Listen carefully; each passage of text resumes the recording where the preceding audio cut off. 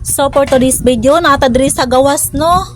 So ako lang ni ipakita ning sapatos nga idala sa akong panganay nga ihatag niya sa iyang mangho, 11 years old. Bago lang siya nag 12 years old guys. So na-realize na ko nga paspas kay ang pagtubo sa iyang tiil no. So 40 ang sizes ani pero wala pa na ko ni siya gipasuot guys kay akong gusto isuot niya ini graduation niya guys sa grade 6. So ako lang saan niya siyang gina-promote diri guys sa Black Up. Kay gwapa pa man siya kaayo guys. Oh, napa man siya itulo ka sapatos nga ginagamit permente pero dili sana ko ni siya ipasuot. O pa man siya kaayo niya katong iyang mga ginapasuot ko sa yaha is mga very pretty pa man pud kaayo guys. So katong pat ka sapatos is tanan pre-sample pero ang isa gi pangregalo na ko tong isa. Kinay pinalit gini sa iyang ate for regalo pud sa iyang mangho. Pwede na siya i-promote diri sa Black Up. So mo na siya ka pretty ang shoes guys. So dawin ako siya i-promote no. Itaan na ko siya kaparehaan ni kapariha og bra. So, mo nang dawin ako nga i-promote ni siya.